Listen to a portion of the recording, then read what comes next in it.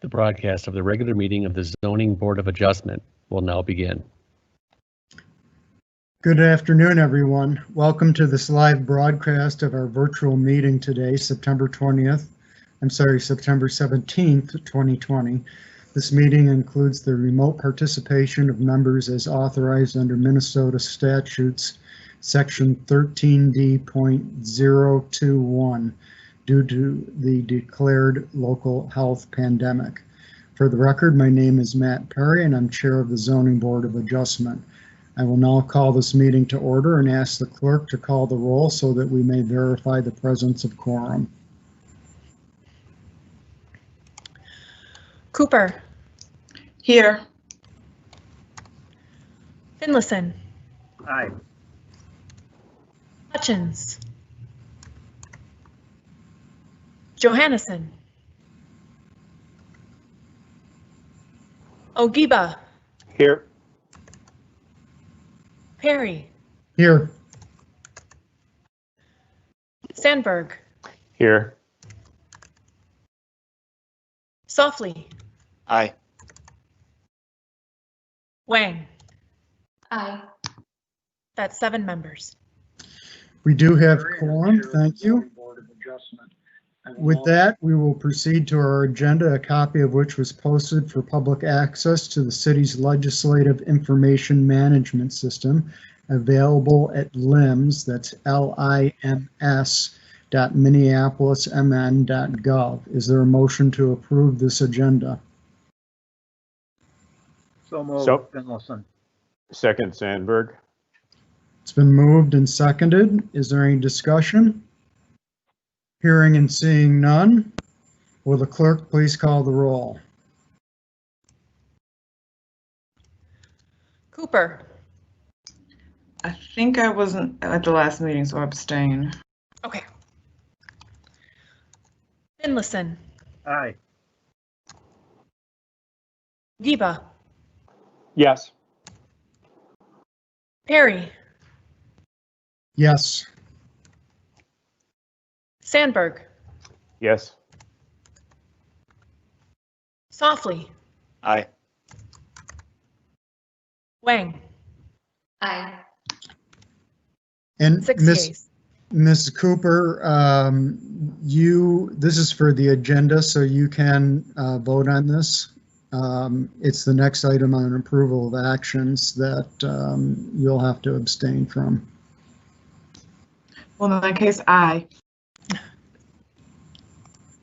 Thank you. So that's 7 yeas. Okay, with that, the motion passes and the agenda is approved. So approval of actions, I believe all the board members have seen a copy of the minutes from the August 27th, 2020 Zoning Board of Adjustment meeting. Is there a motion to approve? So moved. Finlayson. Second, Sandberg. It's moved and seconded. Is there any discussion? Seeing none, will the clerk please call the roll? Cooper. Abstain. Finlayson. Aye. Ogiba. Yes. Perry. Aye. Sandberg. Aye. Softly. Aye. Aye. That's 6 yeas. That motion passes and the minutes from the Zoning Board of Adjustments August 27th, 2020 meeting are approved. Mr. Ellis, are there any petitions or communications? Chair Perry, members of the board, there are no petitions or communications this evening. Thank you. Okay. Let's review the agenda. I'm going to read the agenda number and the address of the project and state whether it's slated for consent, continuance, withdrawal, return, or discussion. And I'll just talk briefly about what consent items are and what discussion items are. Consent items are those items that will be passed without discussion by the board. We will be adhering to the staff recommendation found on your agenda under these items recommended motions section. Any applicable condition will be listed in the same section. If you agree with this recommendation, including any applicable conditions, you need to do nothing and the board will pass it as recommended. Please check in with a staff member assigned to that item if you have questions following the decision. If you disagree with the recommendation, please indicate you'd like to speak against that item when I ask, and we'll put it on the discussion agenda. Discussion items. These are items that the board will take public testimony, deliberate on, and make a decision. After the public testimony has been heard for each particular discussion item, I will close the public hearing for that agenda item. Once I close the public hearing for an item, no additional public testimony will be taken, but staff may be asked to address board questions. After the public hearing for an item is closed, board members will then discuss and act on motions, and the chair does not vote except in the case of a tie. So here is the agenda items dealing with land use requests and their recommended dispositions. Agenda item number 5 is 2548 Quincy Street Northeast. Staff is recommending this item for consent. Is there anyone who would like to speak against this item? Okay. Agenda item number 6 is 2027 Russell Avenue North. Staff is recommending this item for consent. Is there anyone who would like to speak against this item? I'm hearing no one. Agenda item number 7 is 12 East 37th Street. Staff is recommending this item for consent. Is there anyone to speak against this item? I'm hearing no one. Agenda item number 8 is 739 51st Street East. Staff is recommending this item for consent. Is there anyone who would like to speak against this item? I'm hearing no one. And agenda item number 9 is 5825 Logan Avenue South. This is a discussion item. Okay. Let's review the items on the agenda that are being recommended for consent. They are agenda items number 5, 6, 7, and 8. Is there a motion to adopt these items on consent? So moved. Finlayson. Second, Sandberg. It's moved and second. Is there any discussion? Hearing none, will the clerk please call the roll?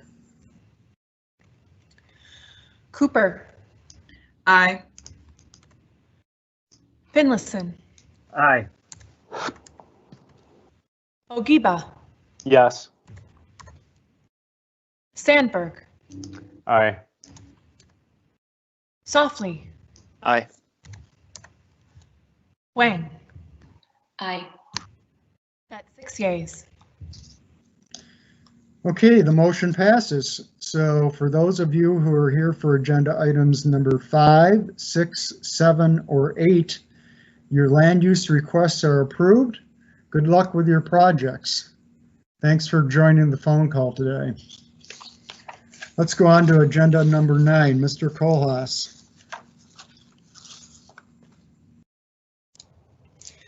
Thank you, Chair Perry and members of the board. This item is a request for a variance to construct a fence exceeding the maximum height of 6 feet in required interior side and rear yards at the property at 5825 Logan Avenue South. This property is located in the R1A zoning district. And can we advance to the next slide, please?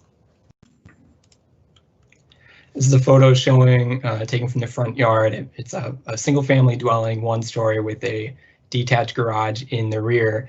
Previously, the property had a wooden fence measuring 6 feet tall along the north interior side lot line, primarily in between the house and the garage. But the applicant has removed the existing fence and begun the process of replacing it with a new wooden fence measuring to a maximum height of 8 feet tall. And they also constructed a new portion of the fence measuring those same specifications which would extend within the required rear yard as well. Could we advance to the next slide, please? Thank you.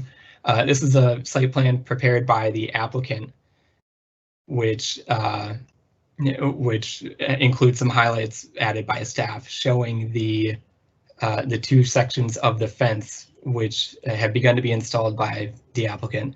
So again, there is a initial length constructed within the required north interior side lot line that is on the top right portion of this plan, and then a new section within the required rear yard to the bottom left. Again, both of these fences are constructed of wood materials, measuring 100% opaque and with a maximum height of 8 feet at the highest points. Can we continue to the next slide, please? So again, this is another photo taken from the front, and on that left side, you can show a portion of the new fence, which construction has already begun. In the next slide, please. Another photo, this time taken from the rear yard of the subject property, showing again the new fence for which construction has already begun. In the next slide, please. This is taken, and I believe this is showing from the rear yard, showing the in progress photo of the proposed fence, again within the required interiors, or within the required rear yard, excuse me. On the right side of this photo, you can see a portion of a different fence, which actually is on the property of the adjacent. It's on the adjacent property to the south and is not the subject of this variance request. And we can stay on this slide for the rest. Mr. Kohlhaas, I'm sorry for interrupting, but just for the sake of context, can you take a guess at how high that fence is behind the one that's under construction? Does that look in this photo? Yeah. Does it look like a 3-foot fence? My speculation would be somewhere in the 3-foot range, but I don't know for certain. Okay. Thanks. The maximum height of an opaque fence permitted by the zoning code within required interior side or rear yards is 6 feet. And the applicant's request in this case is to lawfully establish the proposed fence for which construction has already begun, an opaque wooden fence with a maximum height of 8 feet within these required yards. To talk about the findings, the first required finding regarding practical difficulties in complying with the ordinance because of circumstances unique to the property, staff finds that this is not met. The subject property is approximately 40 feet wide and a little over 5,100 square feet in lot area. These are both typical for residential properties, including single-family dwellings in Minneapolis. And the location of the house and the garage on the property are also fairly typical. The subject property appears to be relatively flat with no significant grade changes, which would substantially impact visibility to or from the subject property. And furthermore, the new fence, the proposed fence, would be installed by the applicant in excess of the maximum fence height, which replaced an existing fence along the within the required north interior side yard of the subject property. For the second required finding regarding reasonable use of the property in keeping with the spirit and intent of the ordinance in the comprehensive plan, staff finds that this is not met. The zoning ordinance generally sets an overall maximum fence height of 8 feet, but this only applies for fences which are outside of all required yards or constructed of open, decorative, and ornamental fencing materials, which are less than 60% opaque for the entire fence. The zoning ordinance further restricts fence heights to a maximum of 6 feet for fences which are 60% or more opaque and located within required interior side or rear yards. And this allowance is provided that the neighboring dwellings are set back at least 5 feet from the shared lot line, which is the case for the adjacent property in this case. The spirit and intent of this ordinance is to promote the public health, safety, and welfare, to encourage an aesthetic environment, to allow for privacy, and to maintain access for light and air. Even though the applicant's proposed 8-foot fence would allow for substantial privacy in the rear yard of the subject property, staff finds that it is not in keeping with the spirit and intent of the ordinance to balance the need for privacy on the subject property with concerns for visibility, aesthetics and safety for adjacent properties in the public right-of-way, including the alley. Within required yards near adjacent properties in the public right-of-way, the presence of larger structures is often more apparent for users of those adjacent spaces due to its proximity, and these taller fences more substantially limit visibility in these areas as well. The spirit and intent of the zoning code in this case is further supported by policies of the comprehensive plan, which promote public safety through environmental design and maintenance of opportunities for observation of adjacent spaces. The applicant could construct a fence to a height of 8 feet in their required yard without a variance if it consisted of open, decorative, and ornamental materials and was less than 60% opaque, as the increased light and visibility facilitated by such a design would mitigate potential impacts due to the increased height. For the third finding regarding the essential character of the locality and potential for injury or detriment to the subject property or nearby properties, staff finds that this is not met. The essential character of the locality is primarily residential, including several other properties with opaque fences along shared lot lines or along the public alley. And though the applicant's proposal would not alter this essential character, staff finds that the proposed variance has potential for detriment to the general safety and welfare by limiting opportunities for natural surveillance of the public alley and decreasing natural light and visibility in the public alley as well as on the adjacent property. In conclusion, staff recommends denial of the applicant's requested variance to increase the maximum height of an opaque fence within the required interior side and rear yards, and I'm available for comments or questions if needed. Okay, thanks for that presentation, Mr. Kohlhaas. Are there questions of staff? Anyone?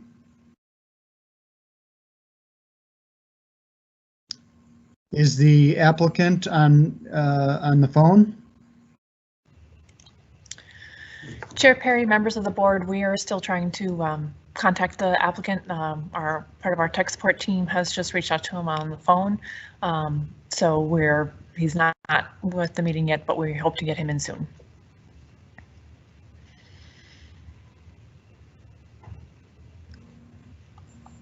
Okay, I guess we will have to wait. We'll wait a couple minutes. I don't want to wait too long.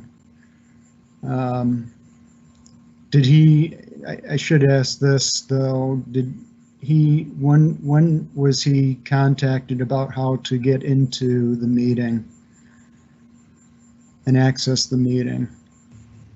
Is this something that's sent out a couple of days, a week?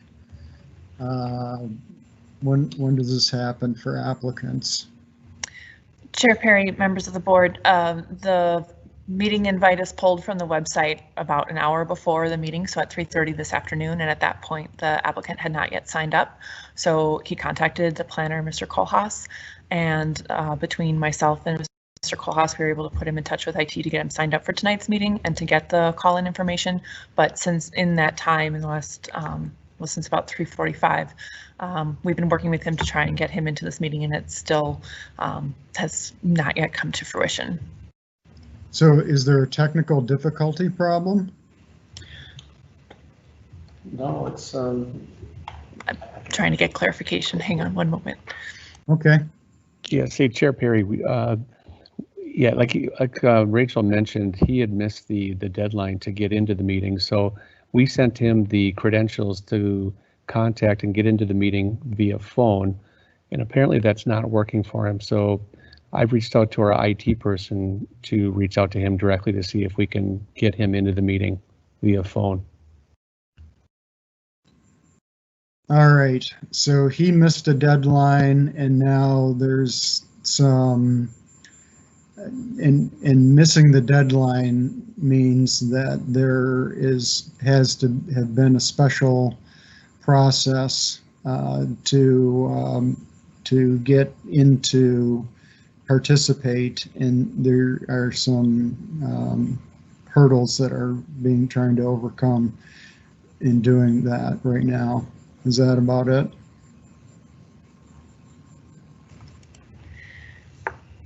Chair Perry, members of the board, yes, I would say that about sums it up. Okay.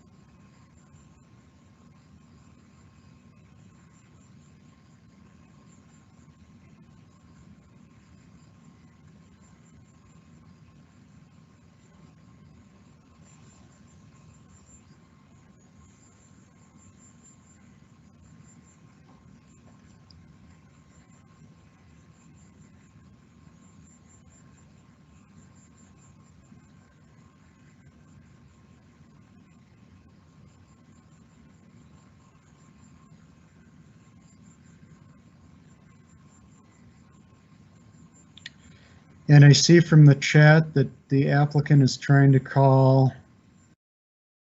More progress. Good. I just reached out to the applicant. He should be calling in momentarily. Great.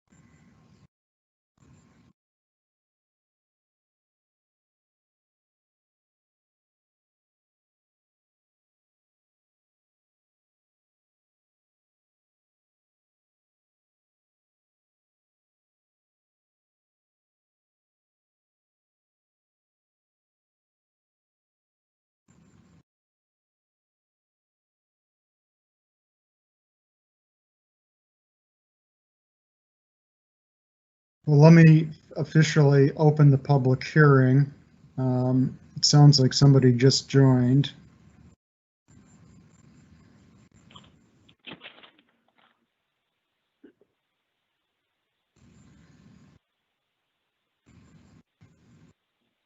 Hello? Yes, sir. Yes, I was watching you guys online. And I guess do you need more information about why we would like the taller fence? You're the applicant, sir? Yes, I am. And your name is? My name is Tim Dogie.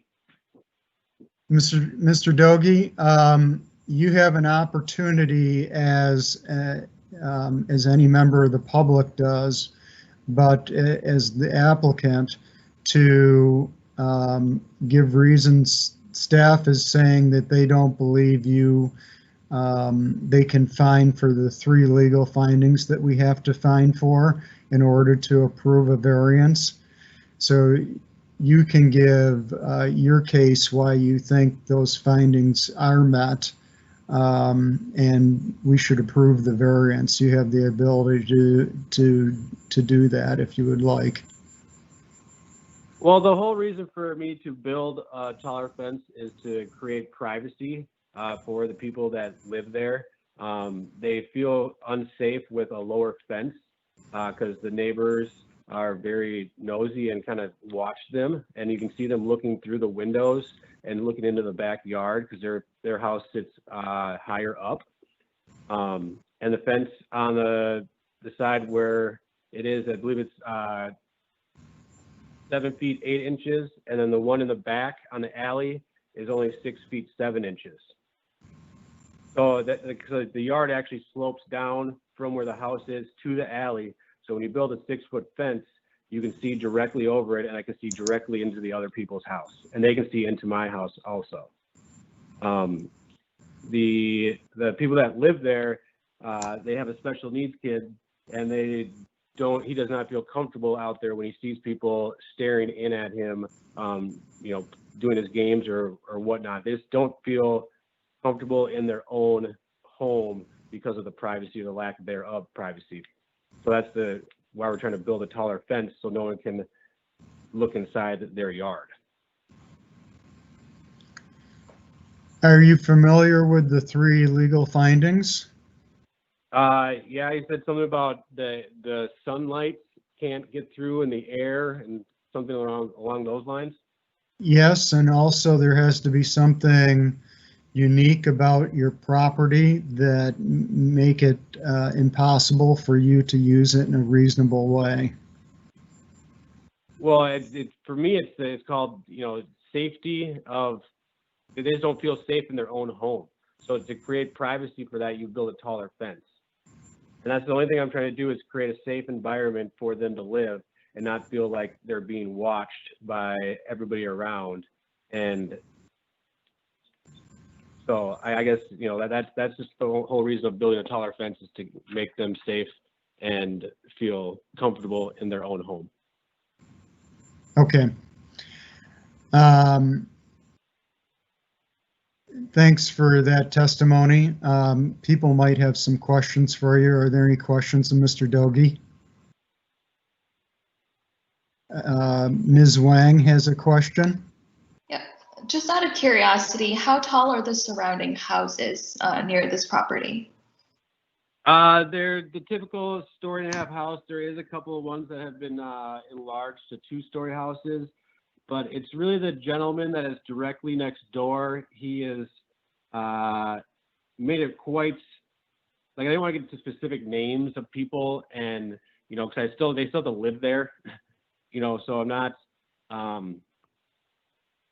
He's just not a very nice and appropriate person, and that's why I'm kind of just trying to block him out of it. Are there any other questions of Mr. Doge?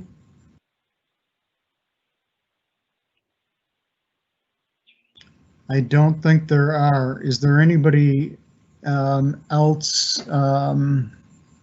So thanks for that testimony. Is there anyone else on the line that would like to speak in favor of the application or against?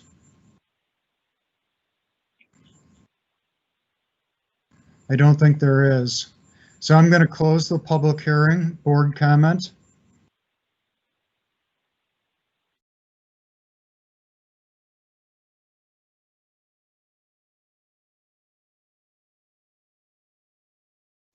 Anybody have any comments on this application?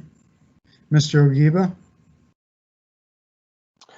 Thank you, Chair Perry, and thank you to the applicant for calling in, and thank you to the city team for making that happen. In reviewing this and looking at just, for us, the narrow definition of items that we need to find for in order to approve a variance, I'm certainly struggling to come up with specifics of the property that would lend itself to granting this variance. I certainly am sympathetic to the issues being faced by the applicants and the family that is living at this place. I wish there was an easy solution for this, but granting a variance stays with the property, regardless of who's living in that property, regardless of who the neighbor is, and building 8-foot fences throughout the city, I don't think is in conjunction or is in direct desire of what the city is looking for as part of their plan. I didn't hear anything or read anything in there that specified anything specific to the property itself that would lend itself to the need for this higher fence. So I would be interested and am open to hearing any additional comments from my fellow board members, but from what I've reviewed and heard to this point, I would be in favor of city's position in denying the request for the variance. Thanks for those comments. Anybody else have a comment or a question?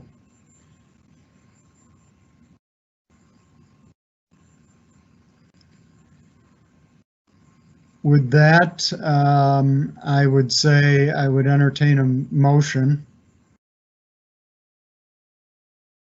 Mr. Ogiba? Thank you, Chair Perry. Then without further comment, I would make a motion to move for staff findings and denial of the variances requested. Is there a second? Second, Softly. It's moved and seconded. Is there any further discussion on the motion? So the motion is to adopt staff finding and deny the variance request.